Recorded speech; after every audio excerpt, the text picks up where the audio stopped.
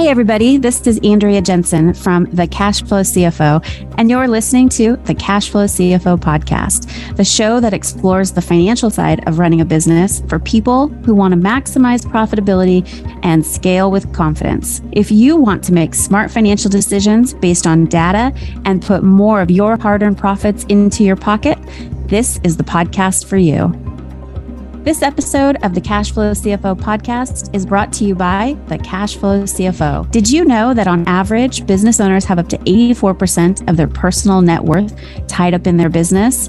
Our virtual CPAs and CFOs, as well as accounting and bookkeeping experts, empower business owners just like you to make big leaps that help them maximize profitability and scale with confidence. Visit thecashflowcfo.com for more information, and thank you for listening. Hey everyone, it's Andrea, and our guest for today is Annie Wright. Annie is a licensed psychotherapist and a relational trauma recovery specialist. She's deeply committed to supporting ambitious, upwardly mobile women who come from backgrounds of relational trauma. She founded and runs Evergreen Counseling, a boutique trauma-informed therapy center in Berkeley, California. In addition to her direct clinical work, Annie also runs an online course called Hard Families, Good Boundaries, a transformative video-based program that helps folks deal more effectively with the difficult family members who may be in their lives. I don't know anyone who has those. Annie is a published mental health author with her opinions appearing in Business Insider, Forbes, NBC, The Huffington Post, BuzzFeed, and more. Every bit of Annie's work in the world, her clinical work, the center she founded, the course she runs, and every article she writes is designed to support ambitious, upwardly mobile women who come from relational trauma backgrounds. It's her own story, and now it's her life's work.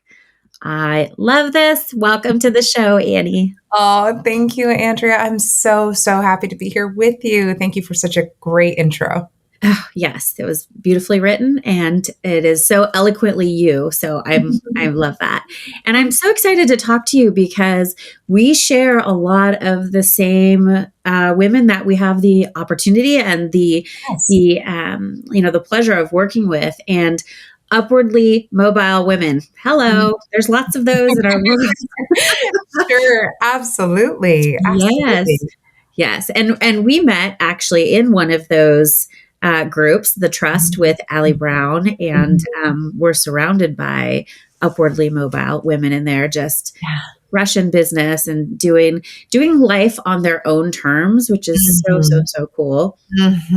So I'm excited to have you on the show and, talking to our audience. And I just feel like there's so much overlap between money and the physical, what it does to your nervous system, and then all the stuff we're bringing from our, growing up, right? The things that we've picked up along the way, our baggage. I would love to just turn it over to you and share with us a little bit about how did you get started? How has this work changed your life as an entrepreneur, as a mom, as a, all of the hats that we wear in the world? I'd love to just learn all about that. Absolutely. Oh my gosh, this is going to be a juicy conversation. I can tell. So the how of how I came to the work is really in a nutshell. I'm sort of the penultimate example of what's personal is professional. I arrived at this specialty, to this work because I myself come from a pretty egregious childhood trauma background. I didn't know that at the time. And then in my mid-20s, when I started to know what I didn't know and began my own healing journey, I decided, there was very little literature out there on what qualified as my childhood trauma background. So I decided I would create a niche in the space, talking more about relational trauma, which, as I define it, is what occurs usually between a child and a caregiver in the context of a power imbalanced relationship that undermines the child's safety, well-being, and dignity, right? And it can, of course, exist on a spectrum. And when I say that I work with ambitious, upwardly mobile women, well, that's also my life story. I mean, there were times where we were in poverty. I was the first in my family to go to college, let alone the Ivy League, and first to break many different cycles, graduate school, certainly, becoming a multi-seven-figure entrepreneur, and self-made multimillionaire. So there are a lot of elements of upwardly mobile and ambitious that I identify with. But I do want to say, for anyone listening, I also define ambitious and upwardly mobile, not necessarily just in financial terms, but really anyone who's looking to break cycles of trauma or dysfunction in their family history and do better for themselves and their family than what came before them. Right. So I want to just widen the lens there, so to speak, for any members of your audience listening who are like, well, I don't entirely identify with Ivy League or multimillionaire yet, right? And then, in terms of what role has doing the psychological work played in my own life, it has done everything for it. I would not be where I am professionally. I would not be where I am psychologically, as a mother, as a friend, as a colleague, as an entrepreneur in the world, if it weren't for having attended to the gaps in my own psychological foundation, so to speak. And I think what's very salient and relevant for your audience, Andrea, is that I know that there is a direct correlation between the amount of financial success I've achieved in the world and the achievements that are still coming my way, and as a result of the foundational work that I've done. So often, so many of us from relational trauma histories, well, let me step back for a second. Any of us, regardless of whether or not we come from a relational trauma history or a childhood abuse history, we have money stuff. Like, if you're a human, you have money stuff, all of us, period, full stop. What's also true is that those of us who come from relational trauma histories tend to have more significant gaps in our developmental foundations, meaning challenges with boundaries, challenges with self-esteem, challenges asserting ourselves, challenges taking proper care of ourselves, right? And so when you imagine those deficits applied to the content area of money, well, you can imagine that you arrive maybe into adulthood or your professional entrepreneurial journey with even more content to work through. Mm-hmm. So I always think that, money becomes this extraordinary portal into somebody's personal work, right? Regardless, again, of their background, because money will help show us and reflect back to us what our personal work is and what we might need to attend to. So you can tell I have a lot to say about this, but I'll pause and just hear what comes up for you when I share all this. Yeah, no, 100%. Absolutely.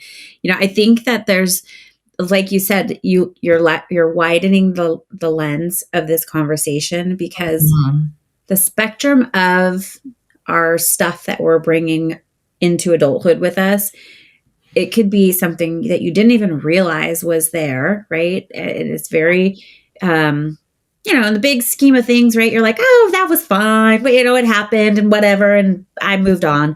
Mm-hmm. But I don't want to get too deep into like the physicality of it, but like it's in our epigenetics. It's like, oh, absolutely. So I think that this is such a relevant conversation. And for anyone listening who's kind of like, they keep bumping up against something, right, in their growth, and especially like, what's that? What do they say about entrepreneurship? It's the greatest, what's the saying? I'm sure you're giggling, so you know what it is. There's a lot to say about entrepreneurship. Well, I'm not sure what the saying is, but I'll tell you, Andrea, what I always tell folks. I'm like, if you want to know what your stuff is, if you want to know what your personal work is, try being in business for yourself or being in long-term romantic relationship. Those are two very powerful mirrors to see what your unprocessed content is. Absolutely. The best like self-development is through entrepreneurship, because you can hide from it. I agree. It's it really becomes the laboratory with which we actually get to put into practice all the things we need to work on. So I personally, I do think that a lot of my healing work came in tandem with becoming an entrepreneur, and vice versa, right? Because of my healing work, I could be the entrepreneur I am today. It's kind of hard to separate the two.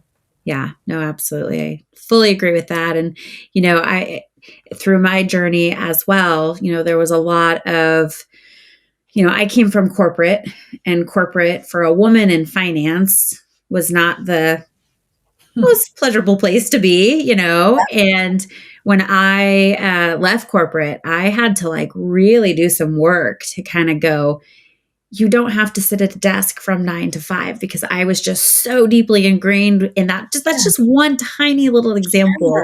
And I just felt the biggest sense of guilt, like when I was like not doing all the things that I thought I had to do in corporate, Absolutely. which is really funny because when I was in corporate, I'd be sitting at my desk going, this is ridiculous. I finished my work in 5 hours and now I have to sit here because they got to do the head count, and you're not at work. You're not getting your job done.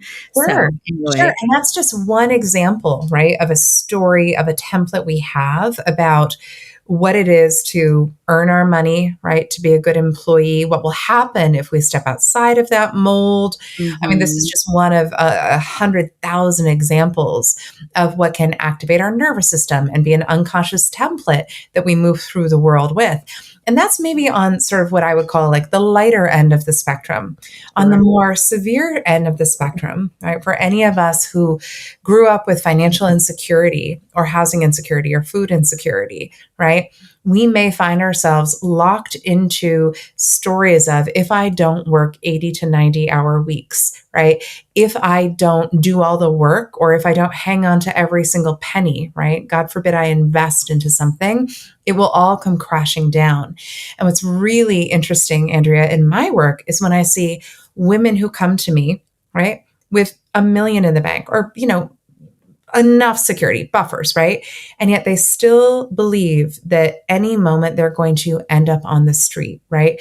That's an example of deeply ingrained and deeply grooved neural pathways that have been set by historical experiences that we do need to work through, because those deep neural grooves are lighting up the limbic system of the brain, creating a cascade of fear and anxiety and cortisol throughout the body for that individual anytime anything remotely triggering happens to them, despite the abundance of actual safety around them.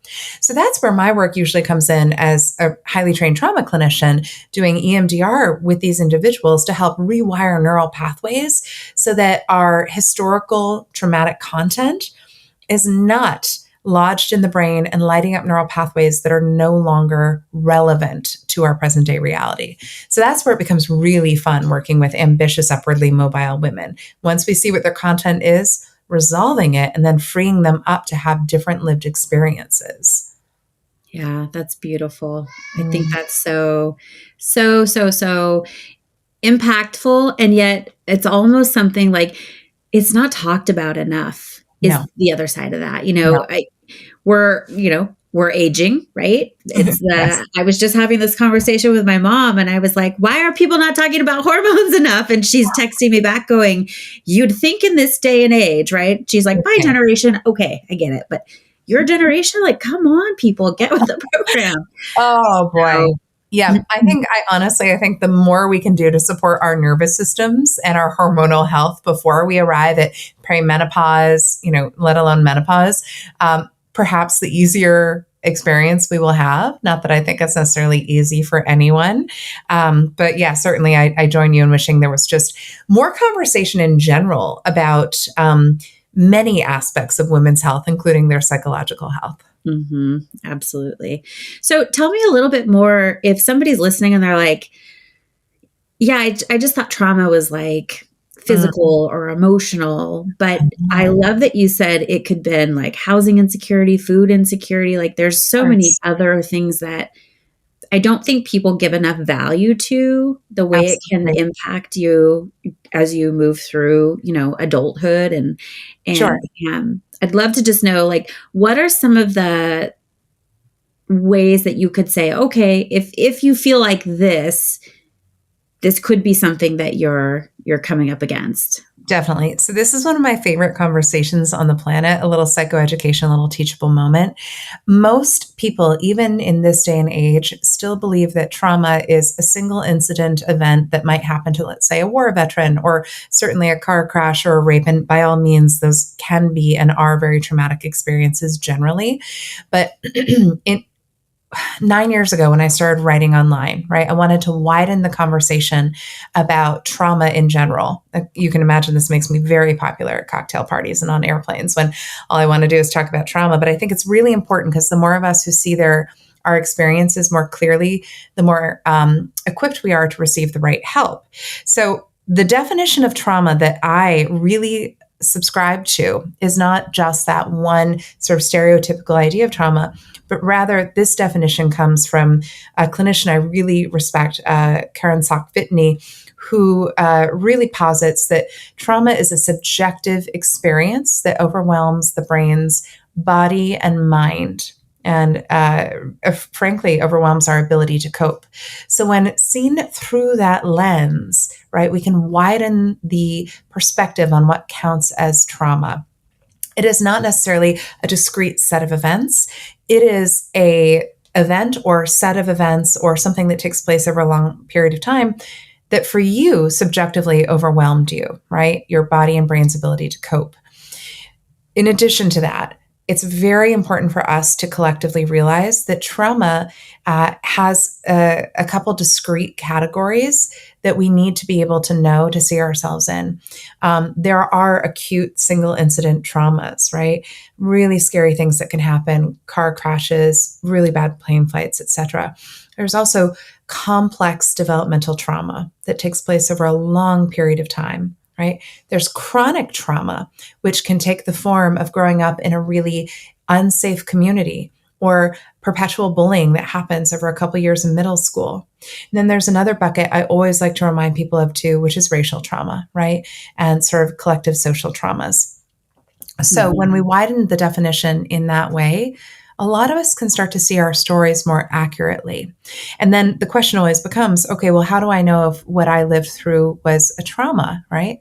Well, the thing is, in my field, we always say trauma survivors have symptoms, not memories. So what I'm always on the lookout for is there a set of symptoms, triggers that feel disproportionate to the event that's happening at hand that might suggest that something historical is at play, that maybe some unprocessed trauma is here.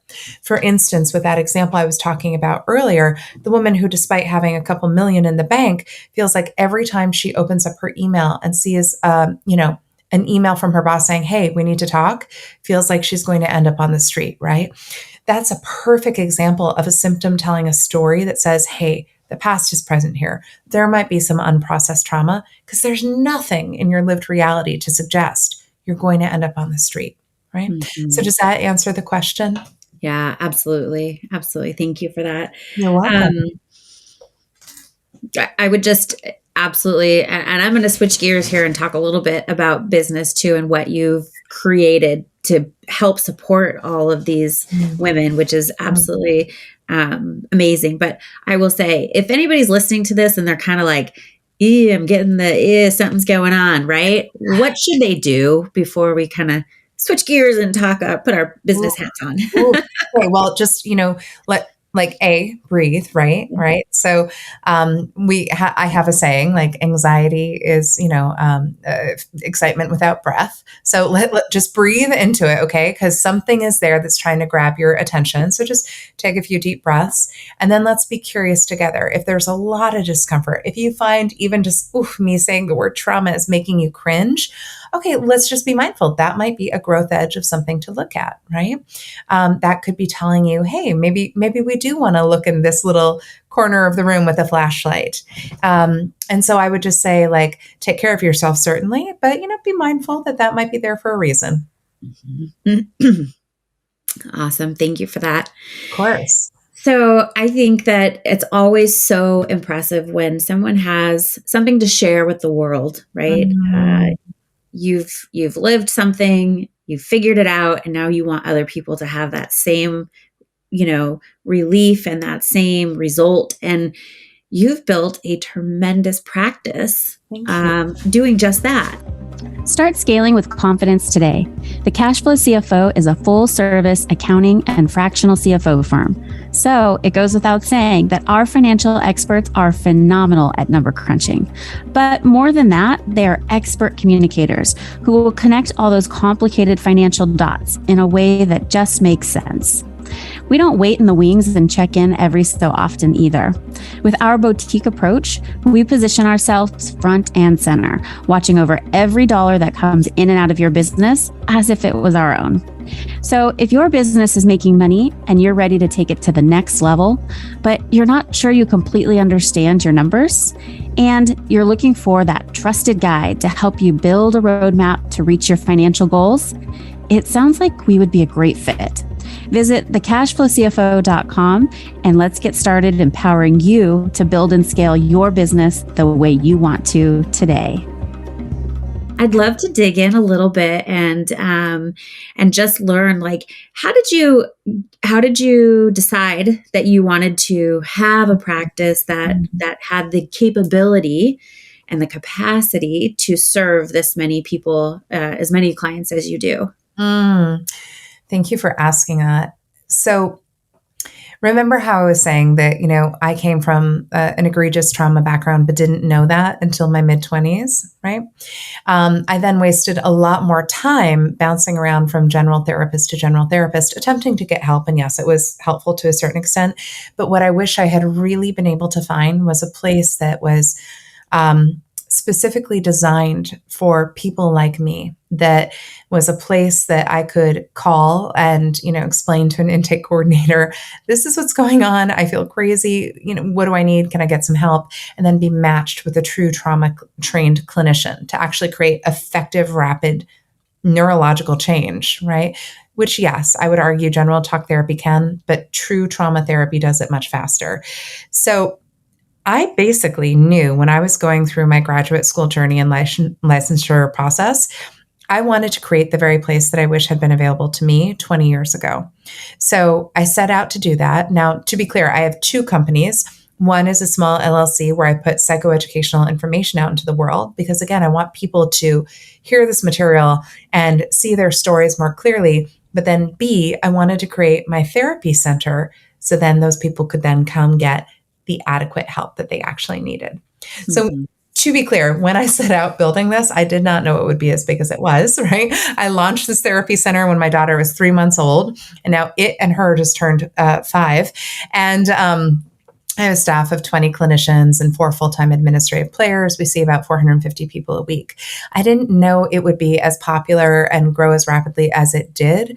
But then, Andrea, that speaks to, I think, the need in the market for people who identify with coming from relational trauma backgrounds needing this kind of support.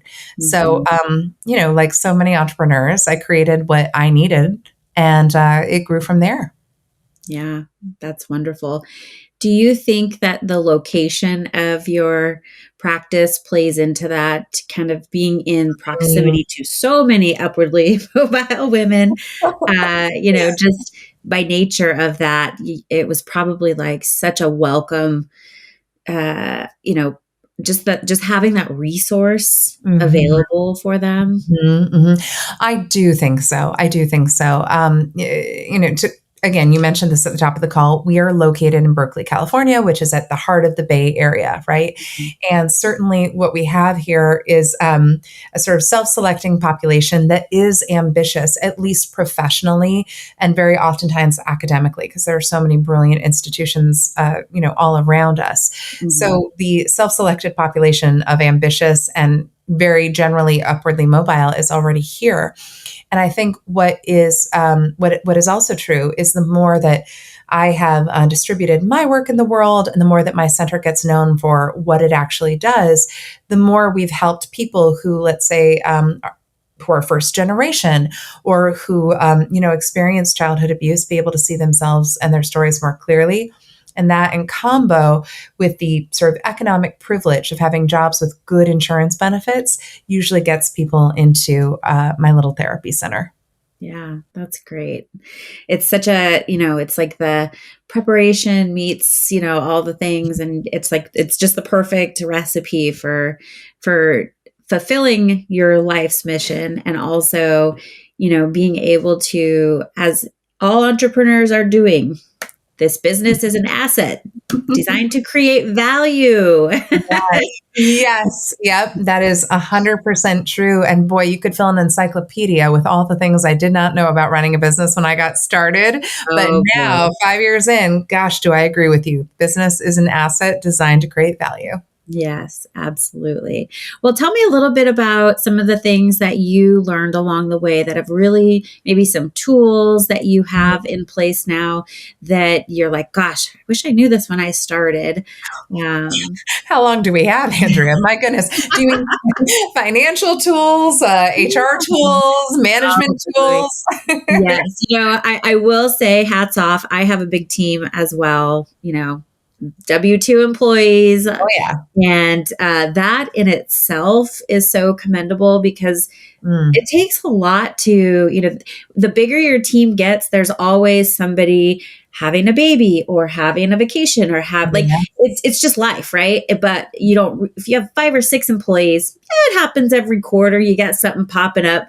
But when your team gets big, you've got it happening all the time. All the time, all the time, all the time. In fact, I had to build my leadership team and hire the practice manager almost exclusively for HR management because as we grew and as we increased our staff, I mean, it's just an enormous amount of work to handle the HR component of a company, period, full stop, right? Let alone all the other aspects. So I thank you for that validation and acknowledgement. That has been one of the many unexpected things about growing a company, just how complex HR management can be and how time consuming. Yeah. And we live in the lovely state of California and we have our own layers of all the things. So I always joke that if somebody wants a PhD in running a business, come do it in California. Arguably the hardest place in the world to have a W-2 business and stay compliant with every single labor code, right? Let alone having your employees move to other states spontaneously and then having to register there and be compliant with all of those laws.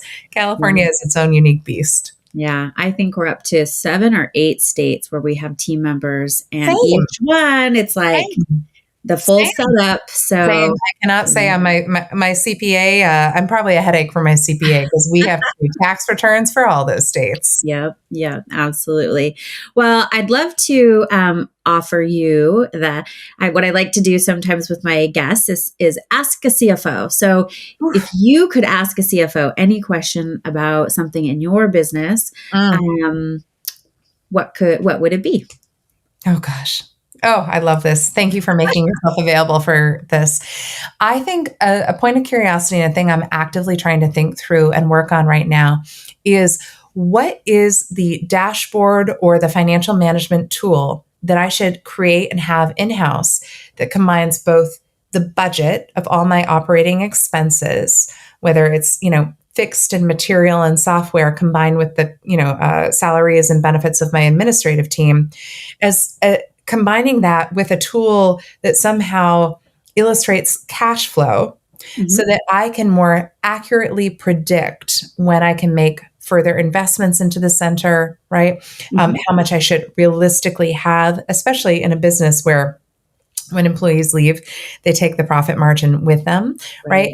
I may be making this up in my head, but I'm curious, what are one or some of the financial management tools you think that any small micro company like mine should have for CFO, CEO management? Yes, absolutely. So we have a tool, it's called the Financial Management Dashboard, and everything you just outlined is contained in this dashboard, and it is absolutely amazing. It will bring together all the key performance indicators of your business model. So some of the things, if somebody wanted to create this on their own, they should have component wise.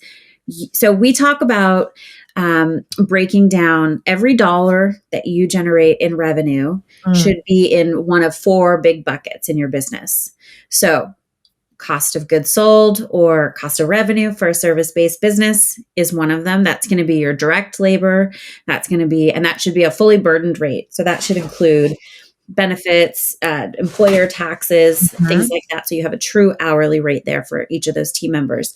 And if you have anything that goes into delivering that service, any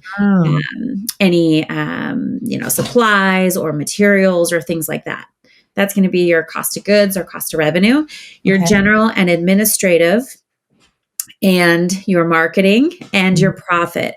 And we actually count profit as a bucket because your profit has to do several things. It's not just that number at the bottom of your P&L that's like, okay, is that money sitting in my bank account? No, it usually is not. No. Because that profit has to pay income taxes, cover distributions or dividends, depending on your entity type. You're going to be servicing any debt that the business has from your profit bucket. And you're going to be using that money to reinvest into the business for future growth. So when we look at having those 4 metrics front and center, that right there is going to tell you, as a service-based business, you want your cost of goods to be about 40 to 50% of revenue. Okay. You want your general and administrative expenses to be between 15 to 25. Your marketing, that's going to depend on your customer acquisition cost. Another metric that should be on your dashboard. And that one typically is between 10 and 20% of revenue, and then profit 20 plus. So you'll have to massage those percentages according to your business model, which is what your CFO would do for you. And that is the starting point. If you just had at least that much info on a monthly and then year to date, you would be able to quickly, because as owners of businesses, we don't want to spend time poring over all these financial reports. We want someone to say, give me what I need to know and let me go fix it, and off I go. And that's what the dashboard does. It tells you. So if you look at your gauges, like if you're driving down the road in your car and you can see, oh gosh, my tire pressure is low, I can go and fix that. And off you go.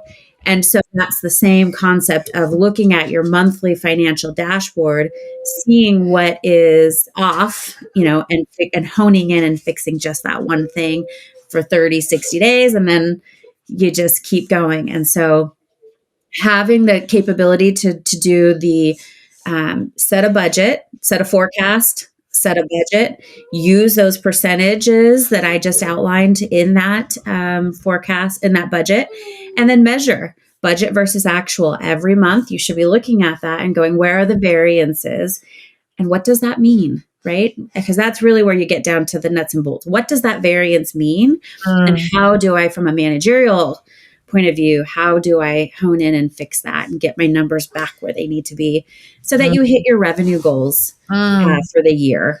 And so that's kind of the quick and dirty way to do that. Wow. I mean, do I get to ask a follow-up question? Yes, absolutely. I can imagine I'm not the only person. Your listeners are probably, squirming in their cars on the drive home. When you named what those percentages should be for those 4 buckets, my question is, what if you find one of your buckets is heavily skewed, right? And there's little room to shift that based on benefits and salaries that you've already established, et cetera, right? Yeah. So when you say, you have the numbers and then you can go off and fix it, I'm curious, are those, those percentages that you gave like truly fixed? What if a business looks very different than that? I would say if you're looking at those percentages and there's no way that you can, trim the fat or do anything to get in alignment with those percentages, you need to go back and look at your pricing. Ooh, you're very smart, Andrea. I do this for a living. Yes. Oh my goodness. And so I just want to double click on something for a second, because I think, combining the mindset work, the psychological work that may be required, right, to process our unprocessed material from the past, combined with tools like what you offered, what an unstoppable combination. That's incredible. Yeah, absolutely. And they go hand in hand because you can only go so far with data and the analysis. Sure. And one of the things that we talk to our clients a lot about is, what's your risk tolerance? How much can you handle of, you can finance your business in two ways to grow it, right? You can either use your profits and self reinvest back in the business, or you can go out and get financing. And people handle the risk of either of those two options very differently. But that's something that you need to get clear on that. And you might have to do some work on that side of the money, that's the money work that we don't do in-house. We'll give you all the data and crunch all the numbers for you, but then you have to make the decision as the business owner. And you're going to make an informed decision, but there's still a lot that goes with that, a lot of the emotional components. Oh, absolutely. Boy, that's why I love working with entrepreneurs and, high achieving professionals so much. It's because they come in to me with that content very often when they're facing black and white data or having to really up level, raise their rates, right? Or make investments in themselves or take on more risk, right? Yeah. That's fascinating what you said in terms of that financial tool. It's really cool to know. Yes, thank you. And the other thing is, just recently, a lot of business owners were confronted with this. The labor market went crazy for a while there. Right. Inflation, the cost of getting supplies and the time it took to get them into there was just so many things that we've been confronted with over the last 18 months. Just if you looked at that snapshot, that really has had business owners. If you don't have a tool like this, your competitor might. And where is that going to, what decisions are they going to be making that you're kind of in the dark on, and you're going to get left behind? So smart. Right. Well, future-proofing your business with good financial management. Yeah. Especially these days, right? Things are changing rapidly with technology. And, I am in a mergers and acquisitions mastermind group. And we follow the markets very, very, very closely. And there's some leading indicators that tell us what's going to be happening with businesses, buying and selling businesses, acquisitions, and all the things. One of the metrics that they just were sharing with us was that they used to say, okay, a business under, so many years old, the percentage of failure is so extremely high, right? So they said, hey, we're smart entrepreneurs. Don't go build a business. Go buy a business that's already past that timeline. Oh. And then your risk of the business not working out is greatly diminished. Now they're saying, if you've been in business for 10 plus years, the likelihood of failure is much higher now than it was. It flip-flopped because of technology. Because a business that's in a later life cycle is less quick to adapt to new technology.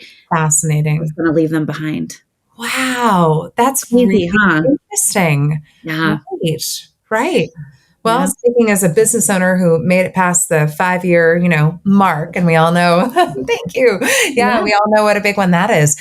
That's really a good warning story too, right? Like a cautionary tale about not resting on one's laurels and staying nimble and pivoting and adapting, right? Absolutely. Now is not the time to sit back and just, No. And here in the heart of Silicon Valley, I mean, you can't escape a conversation where AI is not part of it. So that's a good reminder.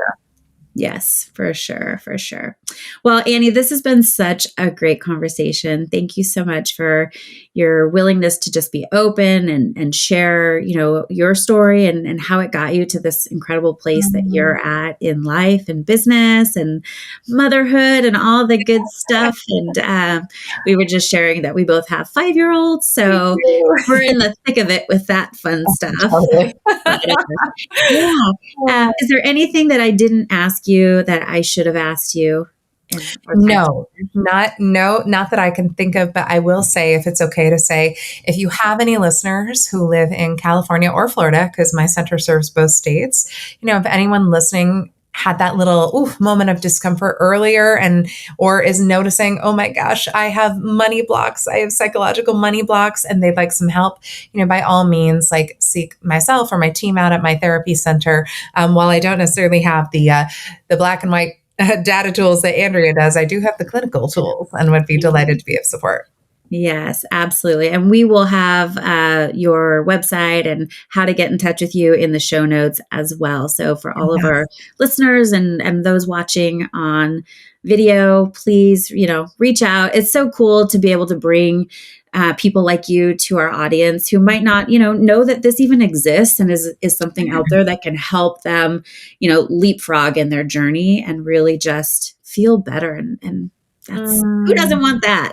Oh my gosh. Well, thank you for the opportunity. Thank you for having me on. I am just delighted by our conversation, and I feel like I could talk to you for another 2 hours about all of these issues. And I just want to say it was a pleasure and a privilege. Well, thank you so much. And thank you for all of our listeners and viewers. And I hope you guys all have a great day. Bye. Thank you for listening. Don't forget to like and review, and we'll catch you on the next episode. If you're looking for more content or resources in the meantime, check out our website for information, blogs, and our I've Got a Spreadsheet for That series.